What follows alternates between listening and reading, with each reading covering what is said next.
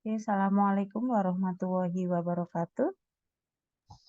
Waalaikumsalam warahmatullahi wabarakatuh. Ya, ketemu lagi dengan saya, Ibu Istiqomah Dwi Andari. Di sini kita akan membahas mengenai kebutuhan gizi dalam asuhan kebidanan pada masa reproduksi. Yang sebelumnya kita sudah bahas mengenai konsep kebutuhan gizi dalam asuhan kebidanan. Oke, untuk peran gizi bagi tubuh kita, seperti kita tahu untuk peran gizi itu sendiri adalah pertumbuhan, perkembangan fisik dan mental, kesehatan tubuh dan, untuk fertilitas. Ya, di sini kita tahu makanan peningkatan kesuburan yaitu seperti daging, ikan, telur, kacang, buah, sayur dan, roti, sereal, susu dan hasil olahan, yogurt dan keju. Kita ketahui kekurangan dari nutrisi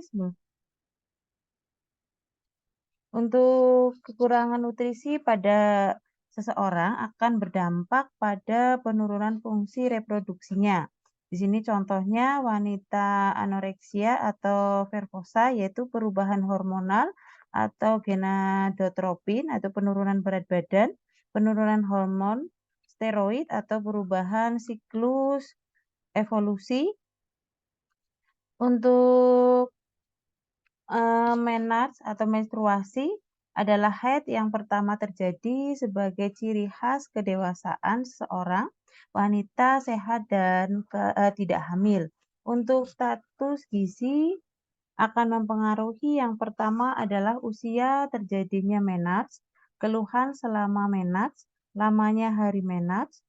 Selanjutnya itu terjadi peningkatan asupan energi, eee di sini ada keluhan selama menarche, ya lamanya hari menarche.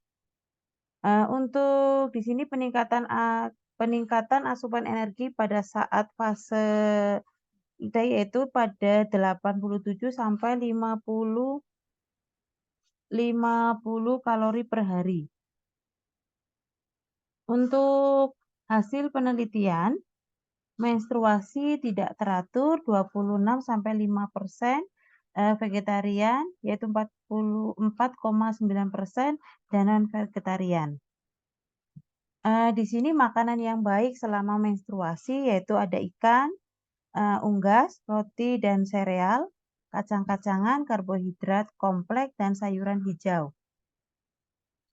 Untuk fase menopause, di sini adalah fase di mana, masa berhentinya haid secara alamiah dalam usia 45 sampai dengan 50 tahun. Terjadi penurunan hormon estrogen. Sini gizi diperlukan untuk mengurangi dampak negatif menopause.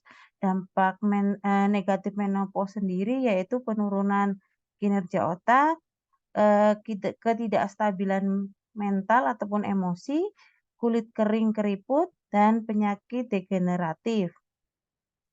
Untuk bahan makanan yang bisa kita olah seperti yang pertama yaitu bahan makanan pokok, 2 bahan makanan lauk pauk, terus bahan makanan sayur, yang keempat adalah bahan makanan buah-buahan. Untuk bahan makanan pokok di sini merupakan kuantum terbesar jika tidak ada, eee, kadang dianggap belum makan walaupun perut sudah merasa kenyang. Di sini merupakan sumber utama dari kalori atau energi. Untuk bahan makanan lauk pauk, yaitu merupakan sumber utama protein berdasarkan sumbernya, ada protein hewani, telur, daging, ikan, dan sebagainya. Dan nabati, kacang-kacangan seperti tahu dan tempe. Untuk yang ketiga yaitu bahan makanan sayur dan buah, termasuk kelompok nabati. Di sini sayur, bagian tumbuhan atau daun, akar, ya bunga, itu batang dan juga buah, mentah ya. Di sini untuk buah, ada buah yang sudah matang atau sudah tua, terus sayuran dan buah penghasil vitamin dan mineral. Kadang juga penghasil energi yang besar, yaitu di sini contohnya adalah alpukat, pisang, dan buah sawo. Untuk penggolongan lain bahan makanan berdasarkan fungsi dari zat gizi. Yang pertama, zat gizi penghasil energi, yaitu ada karbohidrat, lemak, dan protein. Sebagian besar dihasilkan oleh bahan makanan pokok.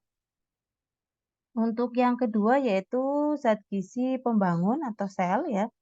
Di sini terutama protein termasuk di dalamnya yaitu lauk pauk. Dan yang ketiga yaitu zat gizi pengatur, vitamin, dan mineral. Untuk zat makanan sendiri ada bahan makanan yang masuk yang masuk tubuh. Di sini akan menjadi zat makanan. Fungsi zat makanan secara umum adalah yang pertama sebagai sumber energi ataupun tenaga, menyokong pertumbuhan badan, memelihara jaringan tubuh, mengganti yang rusak atau yang aus ya. Di sini untuk yang keempat yaitu mengatur metabolisme dan mengatur berbagai keseimbangan. Di sini misalnya keseimbangan air, keseimbangan asam basa, dan keseimbangan mineral di dalam cairan tubuh. Dan yang kelima yaitu berperan di dalam mekanisme pertahanan tubuh terhadap berbagai penyakit, misalnya sebagai antioksidan dan antitoksin dan antibodi. Mohon maaf. Terima kasih. Sampai sini ada yang mau ditanyakan? Saya izin bertanya, Bu. Ya, silahkan Mbak Tasya. Oke, tadi kan sudah dijelaskan tentang menopause ya, Bu. Ya, Kemudian bagaimana cara mengurangi dampak negatif menopause itu sendiri? Apakah bisa dengan perbaikan asupan gizi dan nutrisinya atau bagaimana, Bu? Terima kasih. ya. Tadi ditanyakan bagaimana untuk menopause ya. Di sini kita lihat tanpa kita sadari menopause itu memang akan terjadi pada masa usia di 45 sampai 50 tahun dan itu tidak bisa diungkiri.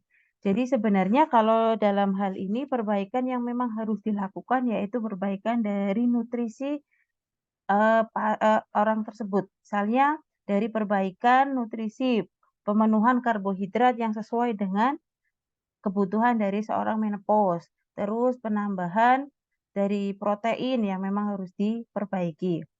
Di sini untuk perbaikan nutrisi itu sendiri memang harus diatur oleh keluarga si menopause yang memiliki orang tua dengan menopause ataupun bisa dilakukan perbaikan nutrisi yang memang harus sudah diatur pada usia-usia menopause seperti itu.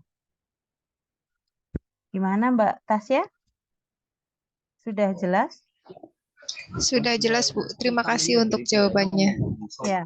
Jadi di sini maksud dari pertemuan hari ini adalah kita sudah mengetahui kebutuhan gizi dalam asuhan kebidanan pada masa-masa reproduksi yang memang yang harus kalian ketahui adalah kita sebagai tenaga kesehatan setidaknya kita mampu untuk mengetahui ataupun bisa mengatur pola makan bagi wanita selama daur kehidupannya. Misal dari proses dia awal.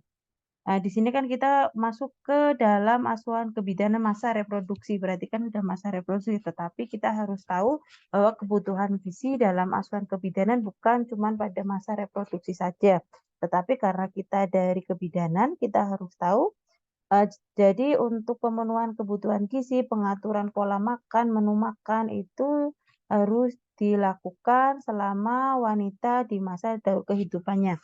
Jadi dari proses dia bayi sampai dengan sudah masa menopause seperti itu. Terima kasih untuk pertemuan hari ini. Mohon maaf apabila ada kesalahan. Saya akhiri, wabillahi taufik wal hidayah. Wassalamualaikum warahmatullahi wabarakatuh.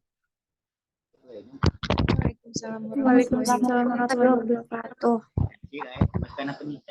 Ya, terima kasih semuanya.